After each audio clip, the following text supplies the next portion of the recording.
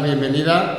Con esta charla inauguramos este curso del Aula de Espiritualidad Popular del Beato Francisco Posadas, que sabéis que es una iniciativa de los dominicos, las dominicas en Córdoba, y que tiene vocación de ser un espacio de encuentro, de reflexión, en torno a distintos aspectos de nuestra espiritualidad como cristianos, como iglesia.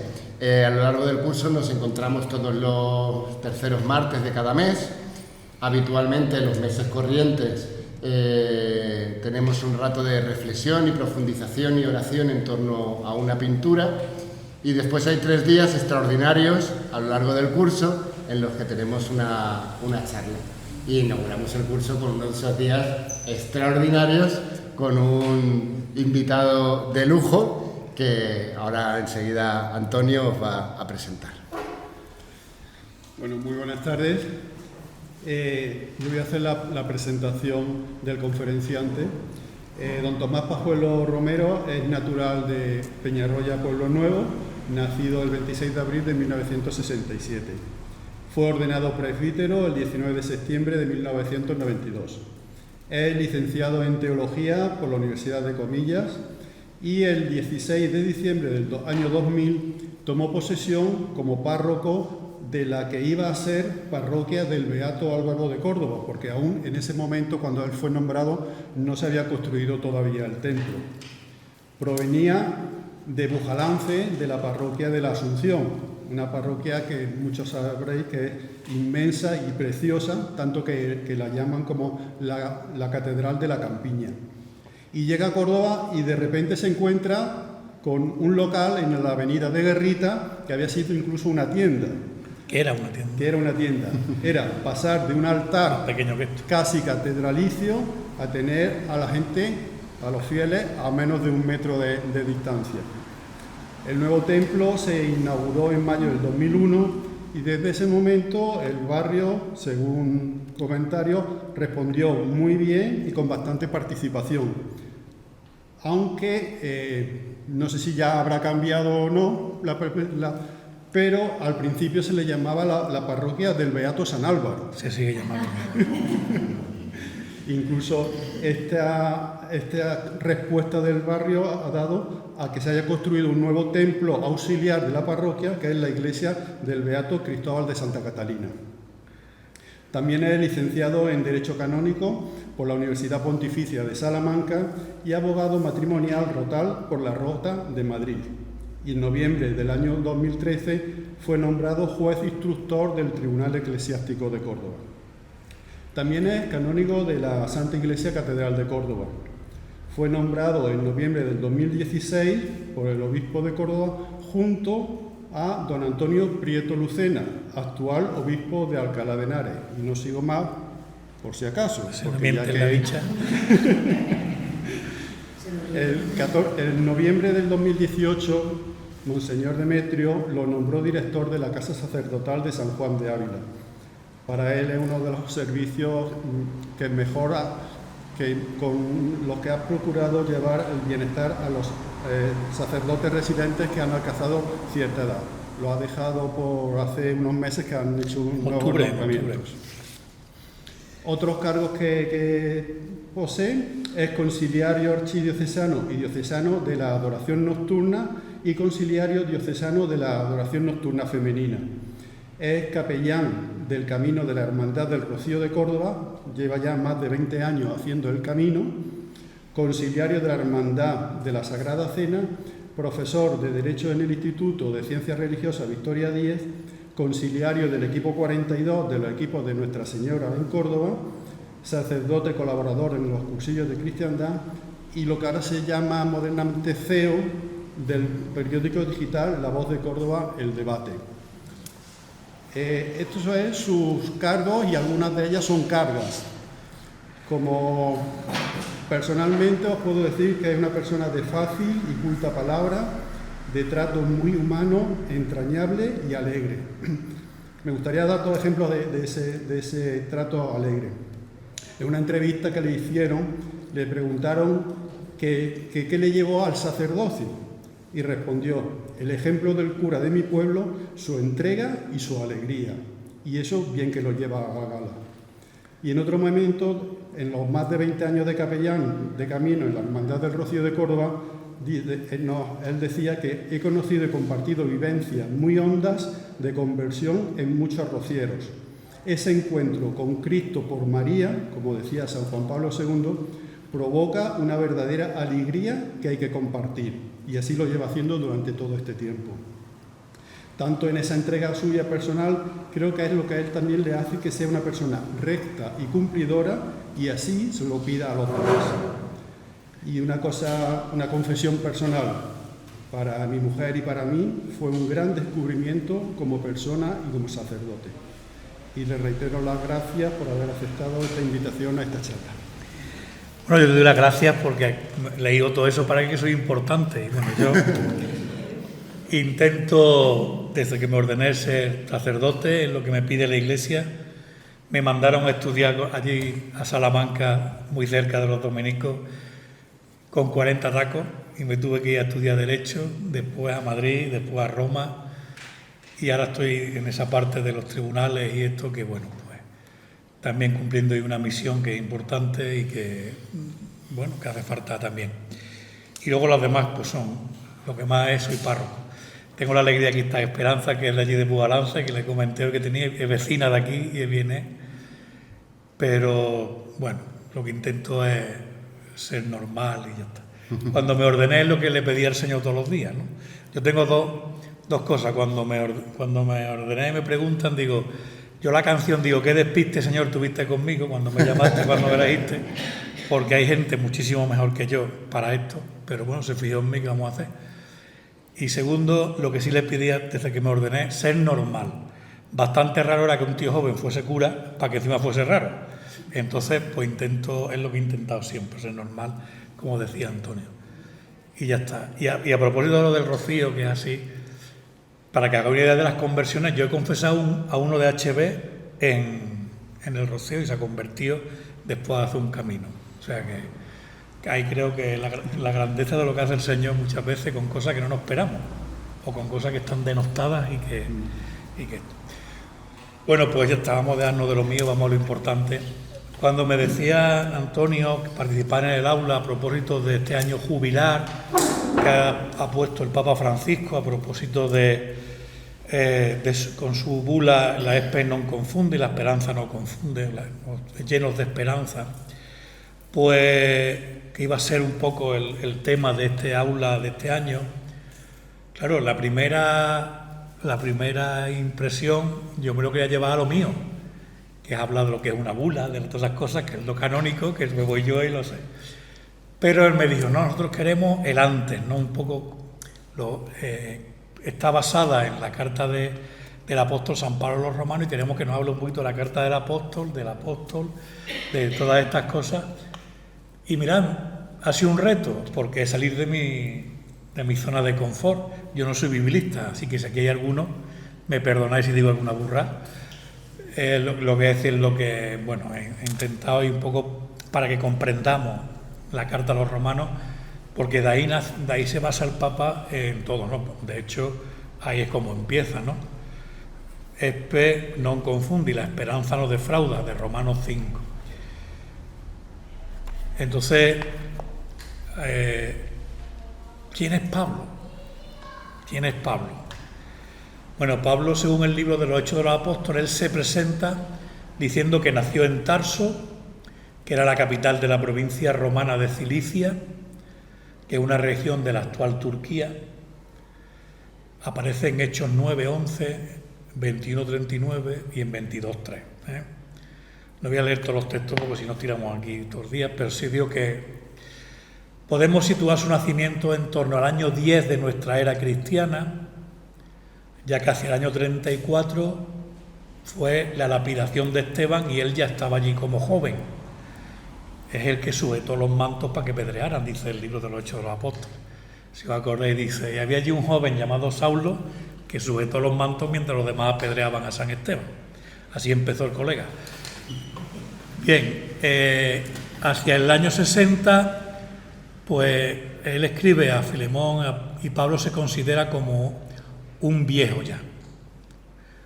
Hombre, evidentemente ya si nació en el 10 y el año 60, con 70 años en aquella época no que era un viejo, era un milagro. La edad de vida en aquella época eran 45, 50 años, con lo cual si llegó a los 70 casi fue un milagro del Señor. Bien, su vida se desarrolló durante el reinado de Augusto, de Tiberio, de Calígula, de Claudio y de Nerón. Así que fijaros, ese es un poco el contexto histórico. Él es judío y lo dice en alguno de sus escritos cuando se meten con él, le dice que tú eres hebreo, yo más, yo también, que tú eres judío, yo también, que tú estudiaste yo con Gamaliel, o sea, es un judío convencido, un judío que estudió en la escuela de Gamaliel, un judío que lleva a rajatabla los preceptos del judaísmo, de tal manera que eso le lleva a perseguir el cristianismo, a perseguirlo, que le temían como una vara verde, vamos.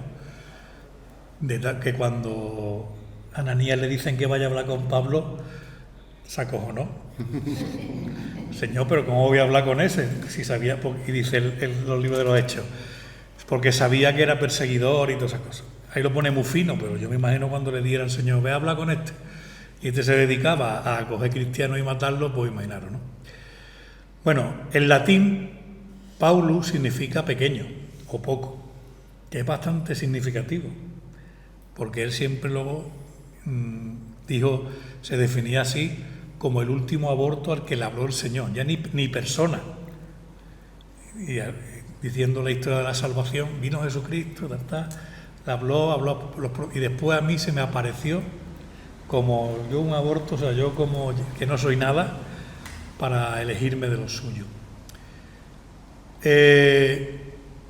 Pero lo que más me ha impresionado, porque claro, uno aprende cuando se prepara todas estas cosas, uno aprende también, ¿no? Es lo que significa su nombre, Saulo, en hebreo, que significa el que pregunta, el que cuestiona y el que es cuestionado. Y a mí eso me ha, llamarle tontería mía, pero digo, ostras, ¿qué le dijo el Señor cuando se presentó a él? Le pregunta, Saulo, ¿por qué me persigue? O sea, él preguntado, y esa pregunta le lleva a cambiar toda su vida. Y con la misma fuerza que persiguió a los cristianos por convencimiento, cuando se convierte al cristianismo, lo va a predicar hasta la muerte.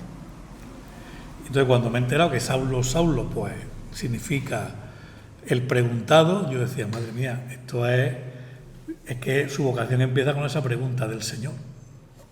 Si se cayó del caballo o no, no lo sabemos. En el libro de los Hechos no aparece como tal que se caiga, sino más que se le apareció, pero o sea, no hemos inventado que iba en un caballo y se cayó.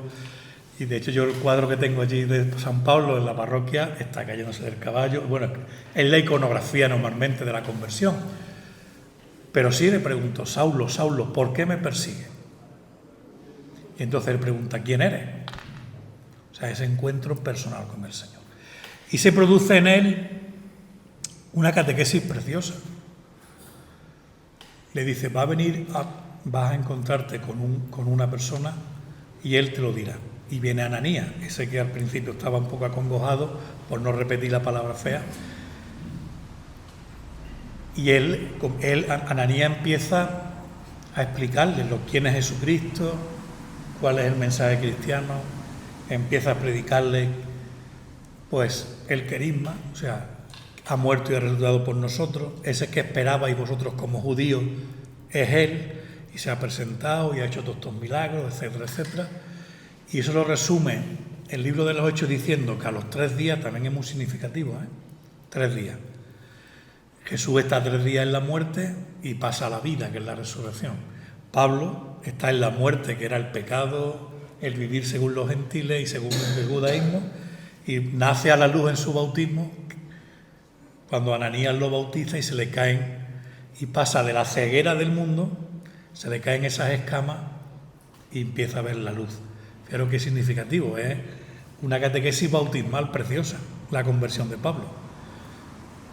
Podía haberle dicho Jesús, yo soy Jesús, como le dijo, yo soy Jesús, al que tú persigues, haberle dado la catequesis que es y haberle constituido él directamente apóstol. Sin embargo, utiliza la Iglesia, y la Iglesia a través de Ananías.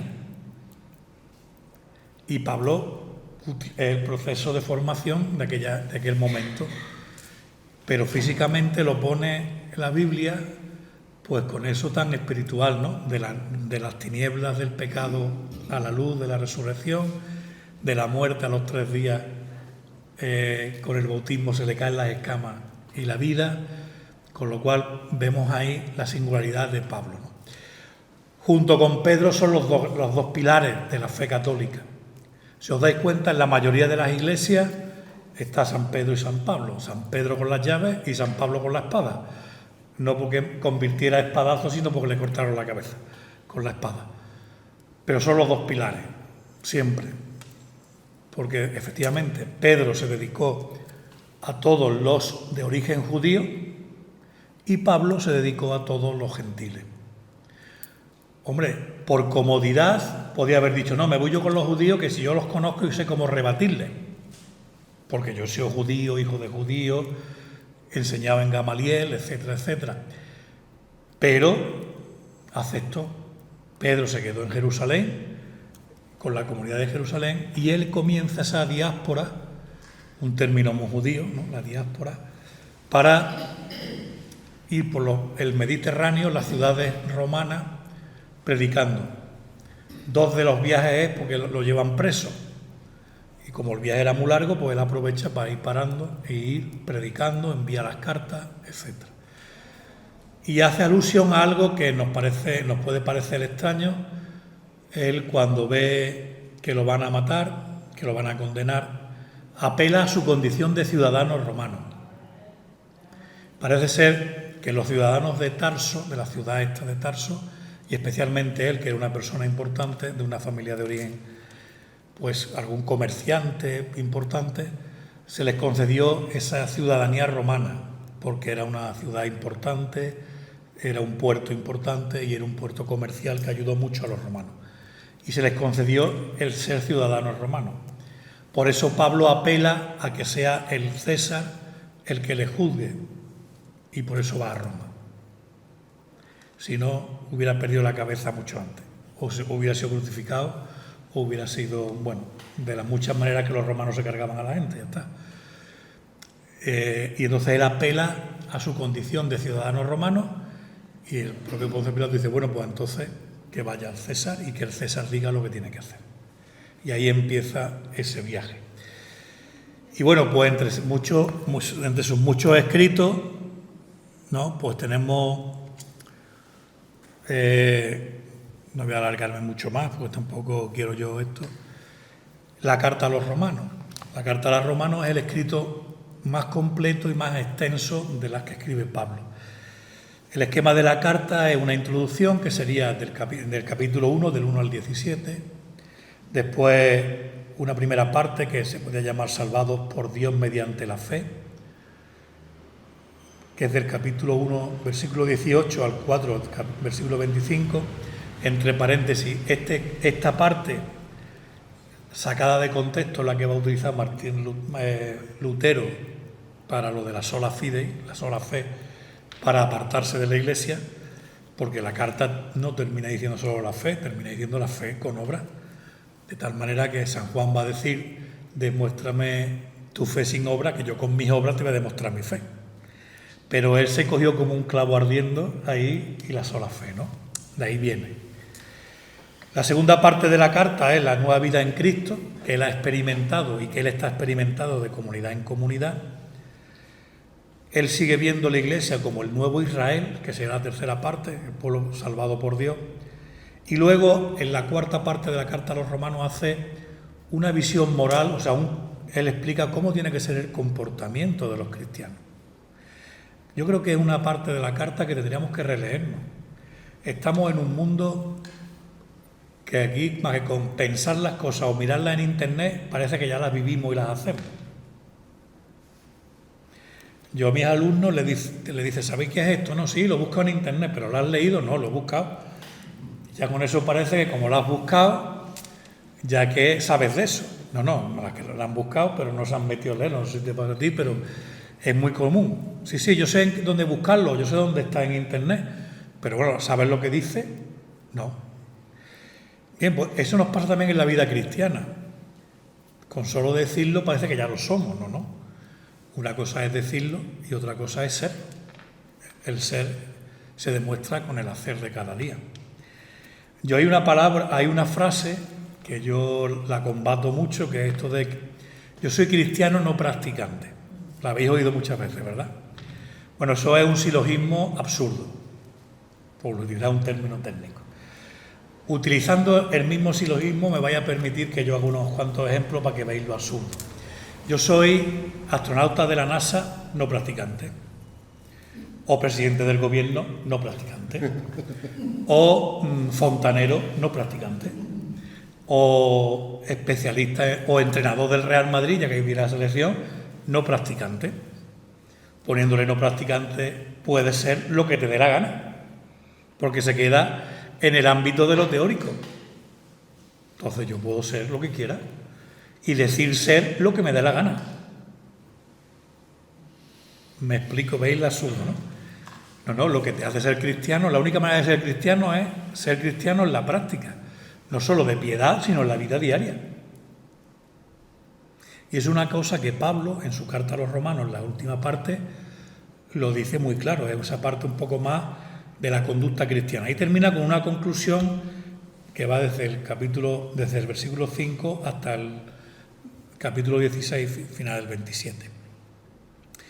¿Qué tiene de peculiaridad esta carta?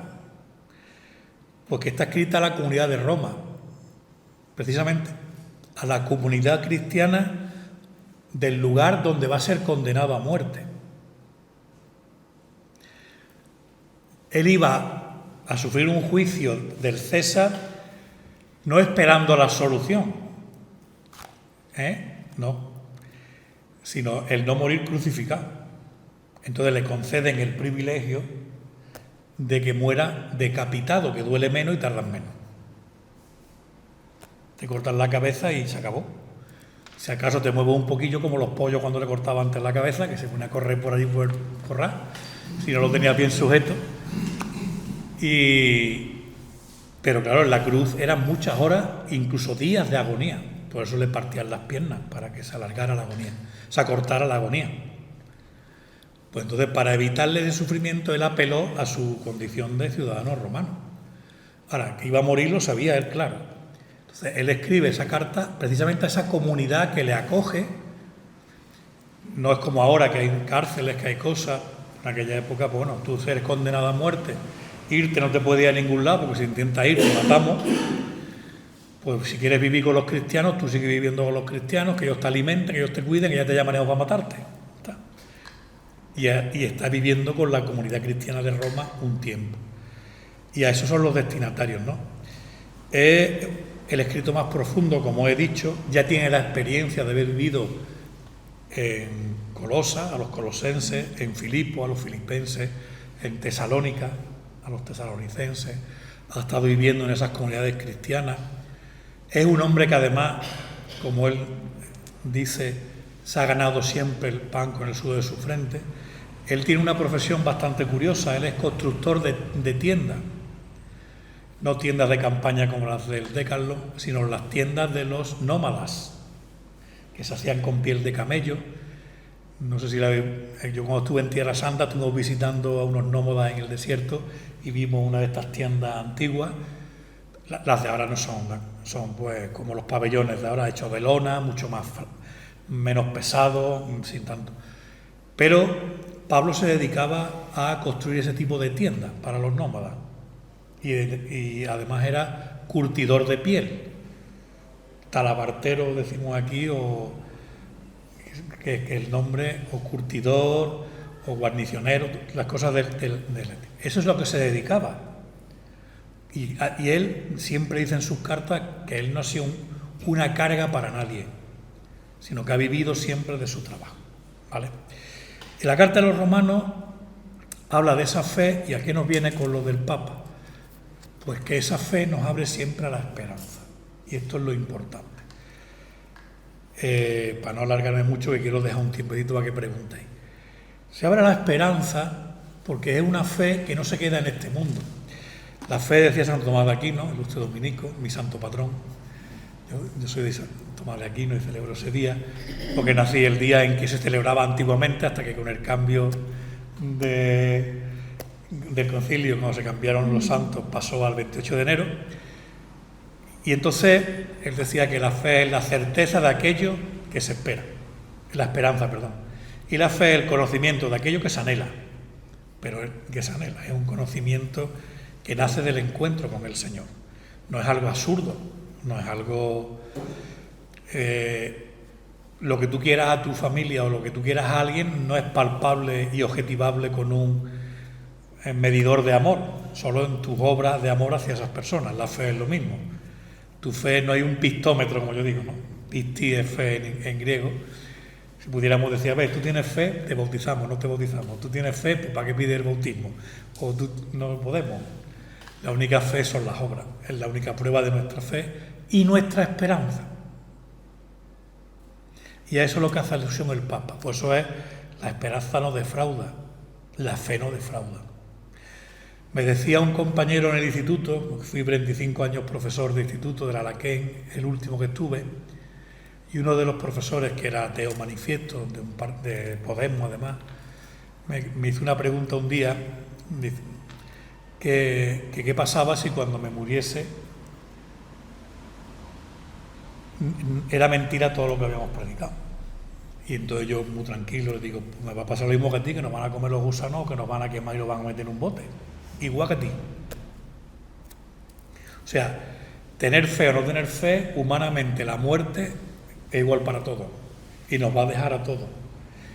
Y yo le dije, ¿y si luego todo es verdad? No había reinado cuando estés tú en las carreras de Pepe Botero por haber luchado contra la Iglesia. Y yo estoy arriba y te estoy diciendo, colega, ¿qué pasa ahora? O sea, si yo no tengo fe voy a acabar como tú.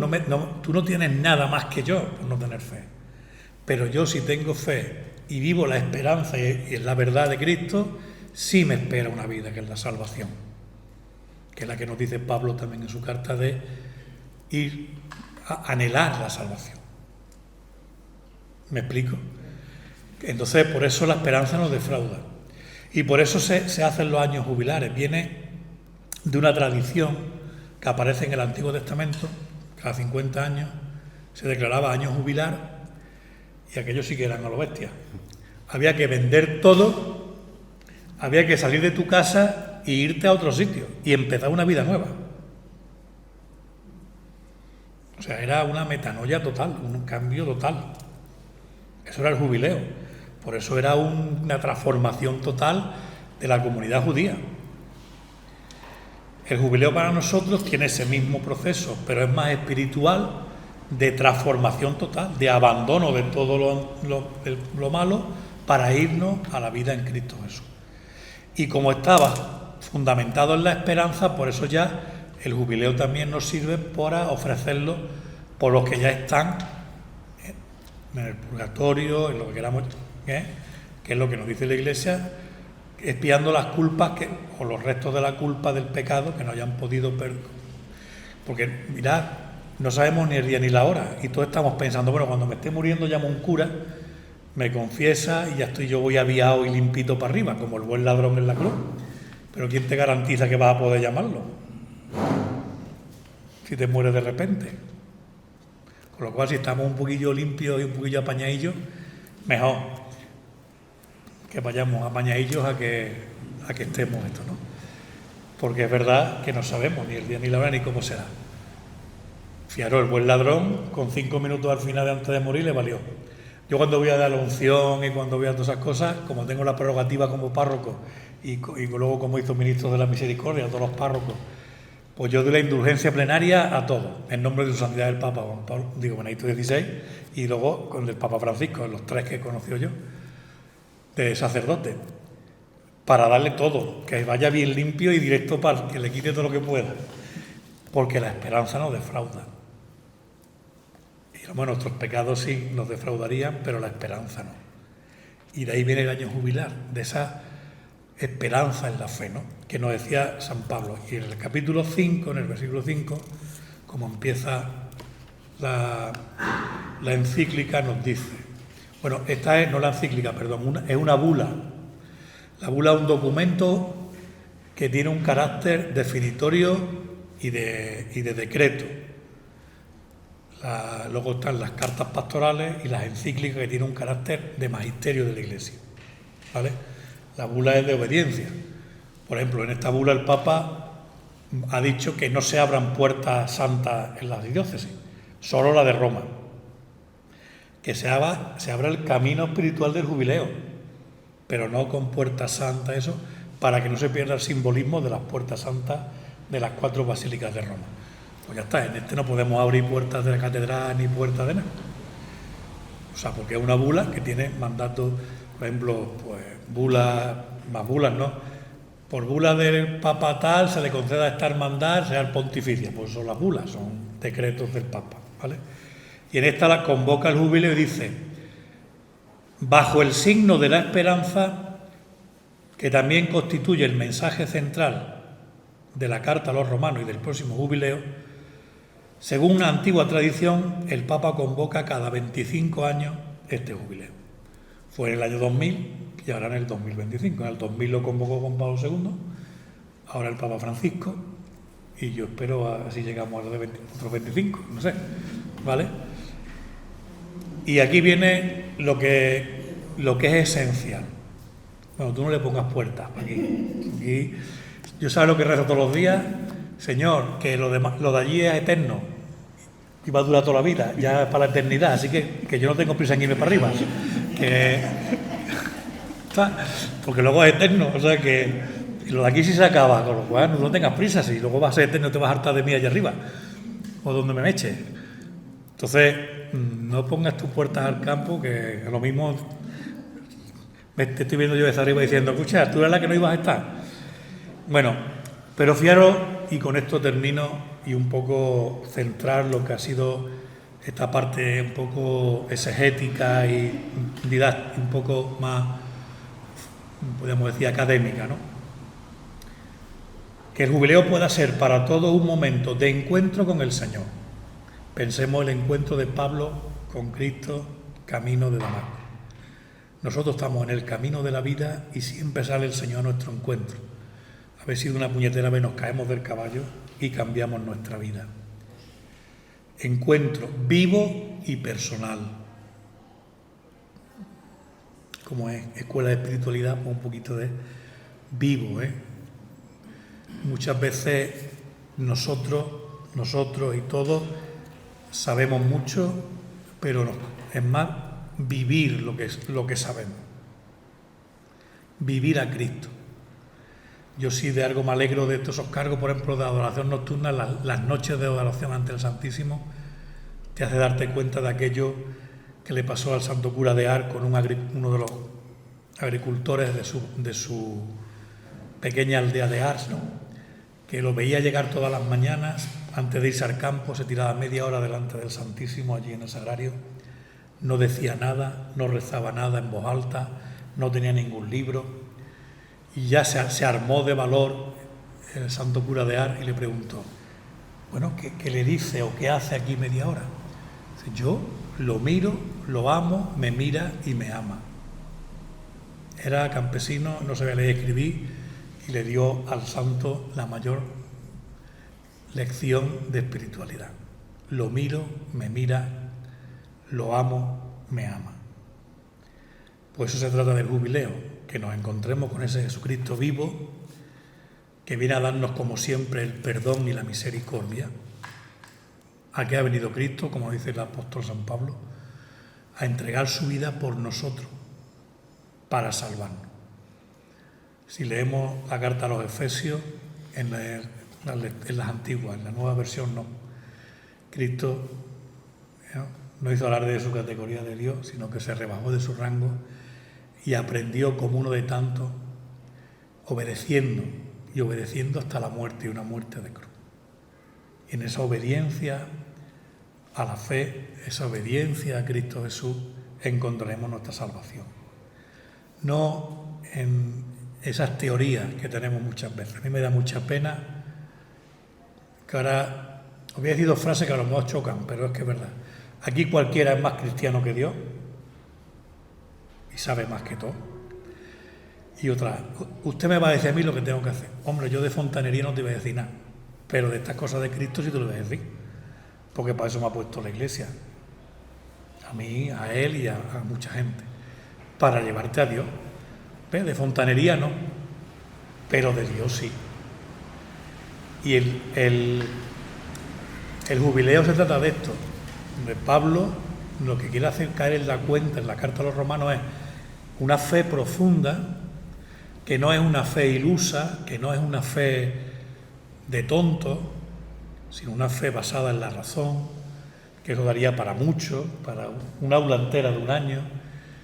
O sea, cogerte las vías del Santo Tomás de Aquino y como explica del mundo, que no hay más huevos que creer, vamos a decir que es una fe que confía y que se abre a la esperanza.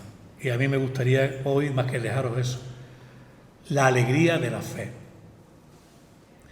Y termino con una frase que Antonio me ha oído muchas veces y mis predicaciones también. Yo voy a hacer una pregunta. Si yo voy ahora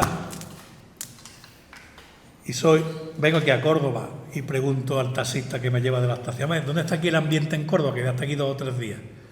Pues me dirá que estará ahí en el Astronauta y esos que están ahí en el centro, y efectivamente pasas por allí a las 12 de la noche y tienes que ir con el coche despacito porque las 2 aceras se juntan de gente que están tomando copas. Y tú ves el ambiente y dices, ostras, pues hay ambiente. Pero si me fijo en el Rafalito, estar viejo con la copa de vino y ya está. ¿En cuál entraríais vosotros?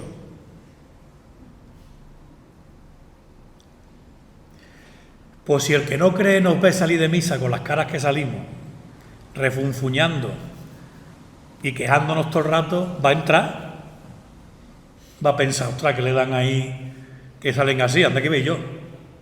O van a pensar como el que ve al astronauta así y la gente contenta y dice, oye, pues yo voy ahí, porque ahí sale la gente contentísima. O sea, ese es el primer apostolado, nuestra alegría. No quejarnos de lo que ha durado el cura, o de que tengo ahora, fíjate, sino que me he ido a encontrarme con el Señor. Y voy lleno de Dios, pero físicamente lleno, porque el cuerpo de Cristo va dentro de nosotros. San Juan de Ávila veía que al final de la misa le daba la comunión y un noble terminaba de comulgar y se iba. Y ya se cabreó y le mandó al monaguillo con una palmatoria. Cuando lo vio por la calle con la palmatoria, le dijo, ¿tú qué haces, niña? Que me ha dicho el cura que como va usted en procesión del Corpus, con el Señor todavía ahí, recién comulgado, que vaya con usted. Yo siempre le doy el mérito, no a San Juan de Ávila, sino al niño que le tuchó cojones de irse con la palmatoria, que le podía haber pegado un guantazo. Pero fijaros, es que es verdad. No somos conscientes que tenemos al Señor dentro y somos sagrarios vivos. ¿Cuántas veces lo hemos oído eso? Sagrarios vivos. ¿Cuánto tiempo tuvo la Virgen al Señor? 9 meses. Calculad los minutos de cada una de vuestras comuniones hasta que se ha deshecho el Señor y lo hemos tenido más de 9 meses, más que la Virgen dentro. Y no lo valoramos.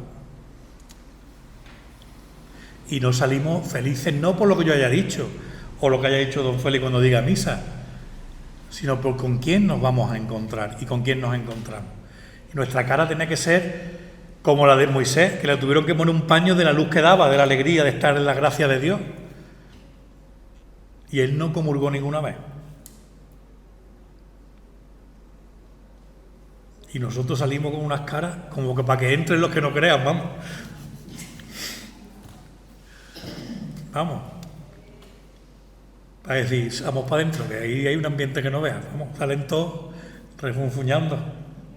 Bueno, pues ya os dejo, por si queréis preguntar alguna cosa o si queréis que profundice en alguna cosa, vosotros si me queréis decir, oye, pues más por aquí, no he querido meterme en lo que es más el jubileo, porque ya vendrán otras atendiendo lo que me dijo Antonio, y si no lo sé, pues lo hago y os lo mando y os lo pasa Antonio. No voy a decirlo aquí una tontería más que por quedar bien, sino que... Pero sí que haya preguntas, por favor, que no me como a nadie. Yo no soy de... Se lo dije a él, digo, yo estaré 45 minutos, como estoy en las clases, siempre dejo 15 minutos para las preguntas. Porque en las preguntas se ve la enjundia un poco y... Así que venga, vosotros mismos.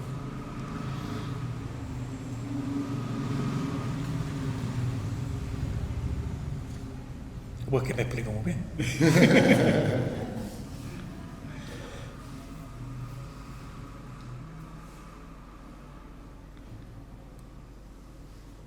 Pero tanta necesidad de esperanza como para que el Papa Sí. haya tenido que... Sí. podría haber tratado cualquier tema, porque después de 25 años... Creo que lo que más le hace falta a este mundo es la esperanza. De hecho, el número de suicidios en España está llegando a los 3.000. Eso supone más de 10 diarios, casi los 4.000. Y el 80% tiene menos de 30 años. Es una juventud que se está quedando sin esperanza. Este verano en Cuba y no sé cómo explicarme, pero ante un país que podría haber sido majestuoso, no hay nada material, nada, ni medicina, ni comida, nada, no hay ningún gobierno. Pero sí he notado, aparte que bueno, se está yendo mucha gente joven, pero sí he notado que con la comunidad que he estado, ha sido la comunidad de Dominico, hay dos palabras que tal vez se unen: mucha confianza y mucha esperanza. O sea, organizan cosas que si ahora estamos aquí un poco, a ellos les da igual, o sea, venga, porque realmente aquí no hay otra cosa. O sea, tiene que existir la fuerza otra vida, porque si no esta es insuficiente para vivirla de esa manera. Y yo lo que he visto como ellos organizan las cosas con esa alegría sin comer, por ejemplo, alegría sin comer, no como. Y por ejemplo hay 3 cubanos, tres sacerdotes dominicos cubanos, ellos pueden estar mejor. Ellos Claro. tienen muchísimo mejor ellos y su familia, y sin embargo tienen esperanza. O sea, su fe es tan fuerte que... Nuestro mundo pierde la esperanza en cuanto ha puesto su felicidad en las cosas de este mundo. Tenemos de todo. ¿Qué está pasando? Que eso no trae la felicidad. Porque tú le dices a un chaval, yo me acuerdo cuando decía a los chavales, no, yo la Nintendo si me la echan, o la Play, bueno, no sé cómo se llama, la Play y esas cosas. Y cuando ya se la traían los reyes, yo decía, bueno, ¿qué? ¿Ya eres feliz? No, ya no necesitas más nada. No, yo quiero una bicicleta. O sea, juegan una semana, 2 y ya se le ocurre otra cosa. Porque eso nos da la felicidad. Pero cuando uno tiene el corazón lleno del amor de Dios, pues eso es esto, ¿no? Del encuentro vivo con eso. No una esperanza absurda. Yo le decía a este cuando le contestaba, digo, mira, yo no solo tengo esperanza de que es verdad, sino que al menos mi vida tiene un sentido, que es hacer el bien y amar a las personas. Tú, sin embargo, ¿qué sentido tienes? Tú. El domingo escuché, me he comprado el libro, me ha llegado hoy, a un médico que habla de la vida de eso. No sé si lo viste, me he comprado el libro porque me ha llegado alucinado.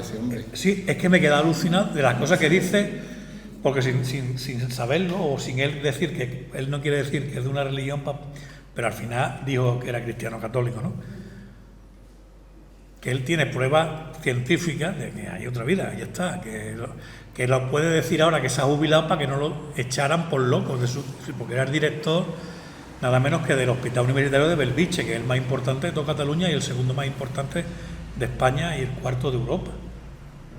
Y entonces él, aunque llevaba 25 años estudiando esto, con los paliativos y con la gente que estaba moribunda, decía, yo no podía decir esto porque me podían echar por loco y meterme en un tratamiento psicológico.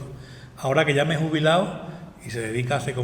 Yo no lo conocía, yo no lo sabía, me ha llegado el libro y lo pienso leer un poco, para ver un poco, no porque me haga a mí una demostración científica, pero hombre, para toda esa gente que nos trata casi de imbéciles por creer en esas cosas de cuentos de niños, pues Pero yo es la esperanza que me da el saberme amado por Cristo. Cada vez que me pongo en la Eucaristía, cada vez que me pongo en el Sagrario, cada vez que una persona tiene un detalle. Mira, don Miguel Ángel, cuando he llegado me decía, estoy aquí solo pero no me falta nadie, me acompaña mucha gente. Eso es el evangelio puro y duro de este domingo. El que deje casa, familia por mí, tendrá el 100 por 1 aquí y no veas en el cielo. Y te lo da el 100 por 1.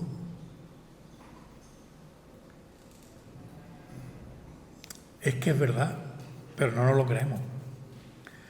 O lo creemos aquí, pero nos falta pasarlo aquí, que es lo que dice el Papa, ¿no? Un encuentro vivo con el Señor. Es que la fe es un don al final, ¿no? Es que hay que pedirlo. Hay que pedirlo. Lo que me acabas de decir es así, lo que veo aquí. Eso es pasarlo aquí. Eso es esencial. Por eso decía, yo con mis obras te demostraré mi fe, pero es verdad.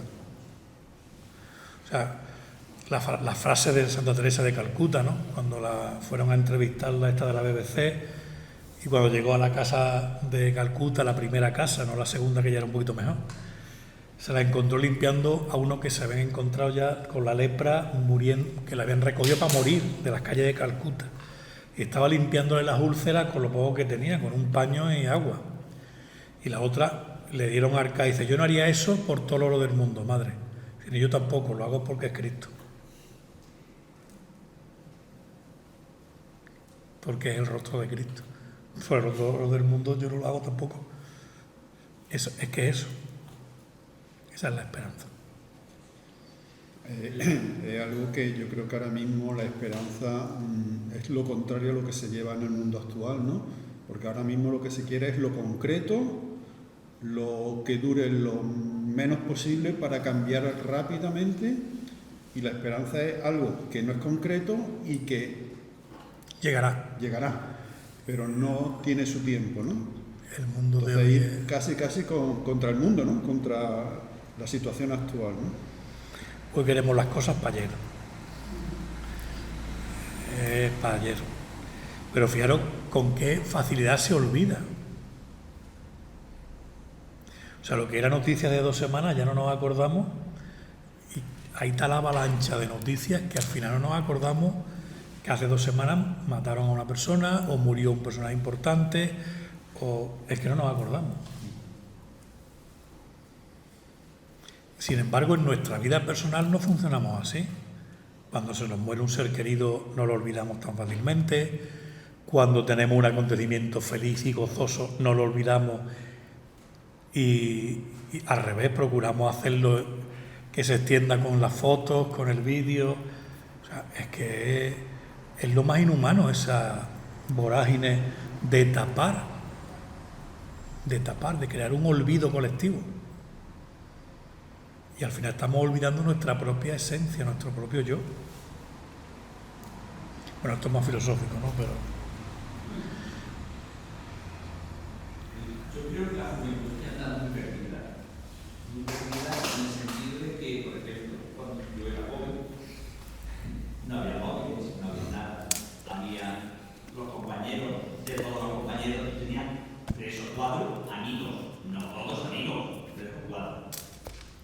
Hoy tú le preguntas a alguien, yo le digo eso por mi nieto, que ya está joven. Y un día me dice, estos son mis amigos, yo soy un joven. Digo, pero todos son amigos. Yo le entendía un dice, sí. No. Digo, tú ponte a ver con quién te vas a tomar los sábados una hamburguesa. Y ya se queda la cosa más pequeña. Pero es que todo es muy fútil. Todo es muy fútil. Es decir, hoy todo lleno de amigos, todo lleno de... Como decía el otro, en la vida hay conocidos, saludados y amigos. Es decir, que hay todo el mundo mete ahora dentro de amigos. somos like y influencers con mucho flower, o flower, no sé cómo llaman. Flow. Like. Un chiquillo de la calle, sale para la pierna. Claro, ya no podemos jugar fútbol y ya teníamos el parque de equipo desarrollado. ¿Por qué no nos íbamos a poner a jugar a los chicos? Sí. O a la lima, o a la bola, o a tirarle a la salamanquesa con una goma, pero estábamos todos juntos. Oye, y quedábamos sin teléfono y sin nada, y quedábamos, ¿eh? Y mi madre me decía, cuando se enciendan las farolas para adentro, no había que tener ni reloj, ni móvil, ni estar conectado. Pero tú sabías que cuando se encendían las farolas te metías para adentro, si no, como yo digo, mi primer tatuaje tuvo forma de chancla y me duró una semana aquí en la espalda, porque no me metí cuando se encendieron las farolas. Me duró una semana la marca de la chancla con el cerito ese donde se meten los dedos, que estaba por detrás, ¿no? Y detrás. Y lo digo, fijaros, el trauma que tengo. ¿No? Pero es verdad, hoy lo que yo decía era del conocimiento. Yo en clase tuve que volver a mandar los trabajos a mano. A mano. Porque la gente se mete en internet, coge lo primero que saca, te lo imprime y a lo mejor no tiene nada que ver con lo que tú le has mandado. Y entonces yo le decía que a mano, que por lo menos lo leyeran y lo pasaran a mano. Aunque fuese una carilla, no quiero 200 folios. Me acuerdo que les mandaba un trabajo para que me explicaran su santo. Así conocían su santo, que muchos no lo saben. Porque, ¿quién es Rafael? ¿O quién es Pedro? ¿O quién es...? Hombre, pues léetelo a ver quién es. Y algunos me traían páginas protestantes que no creen en los santos. O sea, imaginaros, lo que habían leído del santo. Digo, pues has aprendido tú mucho del santo, colega, porque has traído los que lo niegan, o sea que... A mano. Que tú lo escribas, pero que lo hago ahora con los de derecho, y son sacerdotes. A mano. Lo que ya viene en el código y en la página me lo sé yo. A mano, que yo vea que tú lo has leído, lo has comprendido y me haces tú el comentario. Y no estoy muy equivocado porque el otro día leí que en Finlandia han vuelto a los libros de texto, al cuaderno, a los apuntes y se acabaron los ordenadores, las tablets y la informática en clase. Porque se habían dado cuenta que la gente no sabía leer y escribir, no sabía escribir, no tenía capacidad crítica, porque más que copian y pegan. Bueno, ya con la inteligencia artificial, el GPT, ¿cómo es GPT, no? El GPT, eso es genial. Yo hubiera dicho, una conferencia sobre San Pablo, esto y en 5 minutos te manda 20 folios, te los prepara, perfecto. Y si le digo con mi voz, y lo hace, que yo lo pongo aquí y sale mi voz. O sea, es alucinante. Yo ya ahí ni me meto, yo es que eso ya chusto muerte. Yo eso ya... Pero es así, Tú le dices, quiero una conferencia sobre la reproducción de los pingüinos reales en el Atlántico Norte, y te la hace y tú pareces el experto en eso. Y si quieres, la dices con tu voz y se oye tu voz y la estás diciendo allí en un monitor, una imagen tuya y sin problema. Entonces yo, a mano. Y creo que tenemos que volver a mano en lo cristiano también. Porque también se nos va pegando... Yo siempre digo, y con esto termino, si Santo Tomás de Aquino hubiera cogido una tablet, un ordenador y una fotocopiadora, madre mía, se hizo 28 tomos de la suma, se hizo a mano 28 tomos de la suma teológica, imaginaros, vamos, porque vamos, sabéis que el oficio del corpus lo hizo él, el Pangelingua, todo eso lo hizo él, pero se lo encargaron también a San Buenaventura y a otros, eso sabrás tú más que yo. Y cuando fueron a presentarse delante del Papa, porque el Papa se lo encargó a los tres, pero sin saber cada uno a quién se lo encargaba. Y el primero que llegó fue Santo Tomás y se sentó en la sala de espera del Papa. Cuando llegaron los otros dos, lo vieron, hicieron así, rompieron lo que habían hecho y dijeron, contra ti, ¿qué vamos a hacer ya? O sea, eso era Santo Tomás, ¿no? Dime. Yo digo que bueno, que la sociedad está como está, esto lo hemos analizado y la juventud está como está, pero yo creo que deberíamos de dar un paso más y ver qué podemos hacer nosotros a nuestro nivel, nosotros laicos a nuestro y vosotros a vuestro, y qué más lo hemos hecho para con ese mensaje de alegría y de esperanza del Evangelio no haber sabido transmitirlo a la gente, a los jóvenes, que estemos donde estamos. ¿Qué más hemos hecho nosotros? Sí, llevas toda la razón del mundo. Yo llevo tiempo pensando una cosa, hemos confundido el respeto en una sociedad plural por el miedo. Pero el miedo en el sentido de no le voy a decir esto porque no va a ser, no voy a rezar porque no voy a ser. No, vamos a ver, el respeto que nosotros tenemos hacia los demás, el que no cree, el que cree, el que es musulmán, el que nos lleva consigo el que nosotros hayamos dado de mano. Por ejemplo, una cosa que se hacía antes en todas las casas, rezar. Ahora muchas veces decimos día de Navidad, vamos a rezar, y digo, no, porque mi nuera no es que no es muy creyente, no quiero yo fastidiarla. O sea, hemos perdido en aras de un respeto y una convivencia pacífica la esencia de nuestros valores cristianos. Porque luego a mí lo que me da mucha alegría es que hay mucha gente joven también, y lo veo con los grupos de los equipos de Nuestra Señora. Yo tengo 5 matrimonios conmigo que son geniales, y no porque sea María, pero es. Y son una gente joven con una fe y con una entrega excepcional. Sí, pero son minoría. Sí, bueno, pero así empezaron estos. Bueno, que haya que volver a... Es que, fíjate, si nos ponemos a números, el peor fracaso es el de Cristo. Le dio de comer a 10.000. 2 semanas después, esos 10.000 le dijeron que lo crucificaran. Y 3 días después se quedó solo con la Virgen y Juan ante la cruz. Y Juan porque ya se quedó con la Virgen, no sé si se hubiera ido corriendo, si se hubiera escapado. 3. O sea, él en la cruz, la Virgen y San Juan. Y 2 semanas antes eran 10.000, sin contar niños y mujeres, los que le seguían y lo aclamaban. Pues con 3 y con 11, 12, que uno se mató y todos salieron corriendo, fijaros la que liaron. Pero porque lo vivieron profundamente ese encuentro con Cristo. Yo estoy convencido que nos falta recuperar la espiritualidad.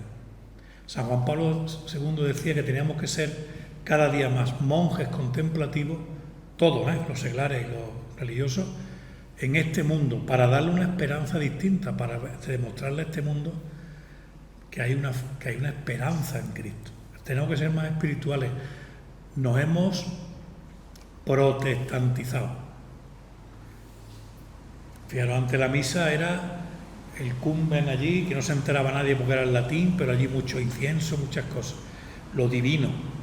Y ahora hemos pasado de su divina majestad a chus el colega. Pero los que hoy siguen viviendo la fe en la iglesia son los que estuvieron con la divina majestad. Los de chus el colega se han ido todos, no hay ninguno. Los que tenemos en nuestras misas, en nuestros grupos, en nuestras charlas, ¿quién son?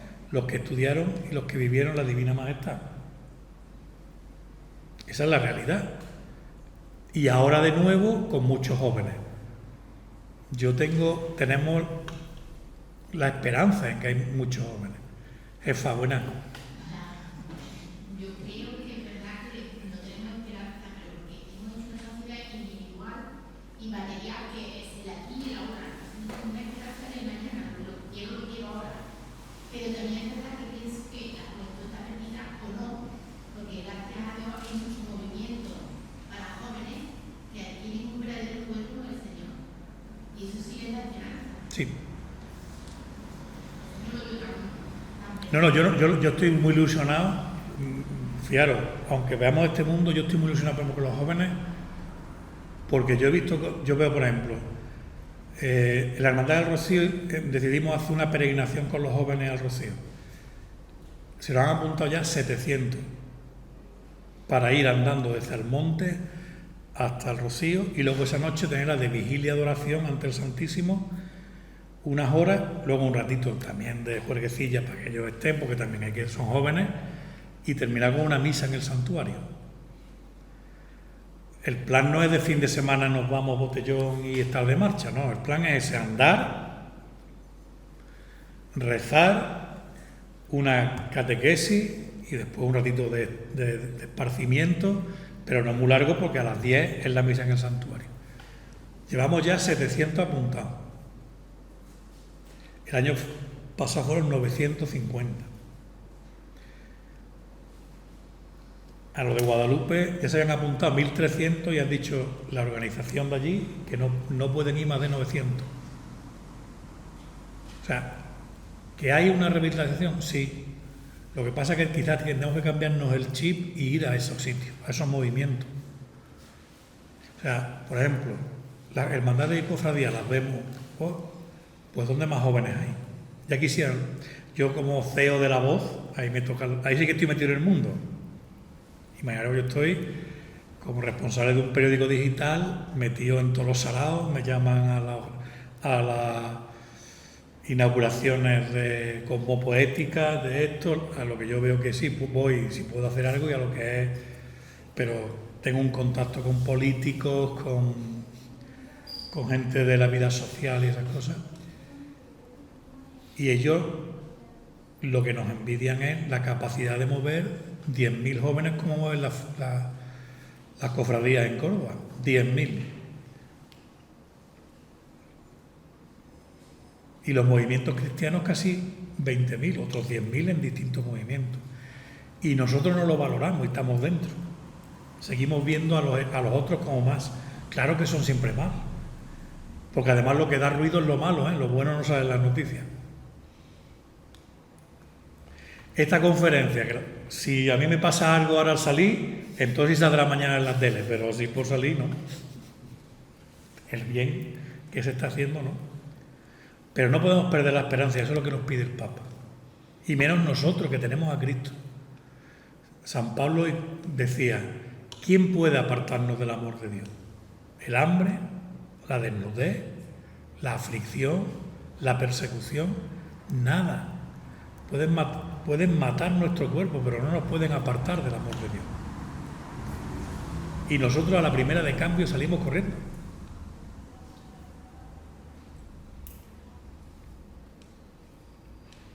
Salimos corriendo. Por eso nos hace falta más esperanza. Pero yo estoy muy contento. Esa esperanza me lleva consigo que esto va a cambiar. Peor que estaba el Imperio Romano, y fíjate. ¿No? Pero el Imperio Romano, el cristianismo fue el fermento que lo cambió. O sea que... Lo que pasa es que igual tendríamos que vivir nosotros eso el cristianismo. Se me está viniendo a la cabeza un texto que me llamó la atención hace ya unos días de una lectura de Proverbios, que decía, no me des más de lo que necesito para pasar, ni menos de lo que me hace falta, porque si me das más de lo que necesito, me olvido de ti, y si me das menos, me quejaré de ti. Ese sentimiento de que dependemos, que Él nos da, y que tenemos lo que Él quiere que tengamos, es el que también hace falta. Sí. Pienso yo, porque si no es que estamos, como tengo mucho, me olvido de ti, y si me manda una enfermedad, me manda un problema, ¿qué estás haciendo conmigo? Que no te acuerdas. Esa idea se me quedó en la cabeza de una manera... Yo recomiendo que leáis el libro de los Proverbios, ¿eh? El libro de los Proverbios que se ha leído hace 2 semanas en las lecturas de cada día, para mí es de los libros más bonitos. Primero que nos pone en nuestro sitio, el 80% de los refranes no es de la sabiduría popular, no, es de este libro. Veréis la mayoría de los refranes que decimos, con otras palabras, pero de ahí viene, de la sabiduría divina. Y es eso. O sea, este mundo tiene de todo, entonces no le hace falta nada que venga a planificarle. Y cuando le viene algo que no tiene planificado, entonces se queja y culpa a Dios. Esa frase, ¿qué he hecho yo, Dios mío, para merecer esto? Y yo siempre digo, hombre, si te contesta es que te lo merecías, con lo cual tienes lo que te mereces. Y si no te contesta es porque no es culpa suya, es la provisionalidad de nuestra vida. Así que mejor que no te conteste, porque si te contesta es que te lo merecías. Claro. Si yo te digo, oye, ¿qué te he hecho yo a ti para que me hagas esto? Y me dices, sí, porque has sido un cabrón por esto, pues entonces ya es que me lo merecía. Pero si es, o menos, perdona que eso sin querer ha sido un poco los avatares de la vida, ¿vale? Pero si tú preguntas y te encuentras con la respuesta es que te lo merecías. Y yo no me niego a creer que un Dios que ha entregado por mí su vida, yo me merezca sino no un castigo de Dios, es nuestra provisionalidad. Somos finitos y nos tenemos que aceptar como tal, no somos tan poderosos como nos creamos. Eso teníamos que haber aprendido en la pandemia. Somos capaces de poner una nave en Marte y luego vino un bicho que se lavaba con jabón y se moría, pero que cuando entraba en nosotros ni con bombas de antibióticos. Cuando estaba fuera, con jabón, te dice que te quitaba y te desinfectaba. Pero cuando entraba adentro todavía hay gente con secuelas. Entre ellos yo, que tengo todavía la garganta un poco así, de cuando cogí el COVID. Hace ya 7 meses. Y eso todavía, en ese momento nos hizo pensar algo, pero otra vez nos quedamos topoderosos. Vámonos, que esta familia querrá cenar y tendrá que subir, y tendrá que ir hasta allí, que mañana hay que trabajar. Muchas gracias por vuestra paciencia. Ya está, ¿eh? No sé si es lo que esperabais, pero es lo que hay. Pues como decía, un invitado de lujo, un privilegio compartir este ratito contigo. Muchísimas gracias. Nada, encantado. Y gracias a todos por estar aquí. A los que queráis, pues os invitamos para el mes que viene, el tercer martes, que no sé ahora mismo en qué cae, pues nos volveremos a encontrar ya esta vez en torno a una pintura, pues para rezar y reflexionar juntos. Muchísimas gracias también a vosotros.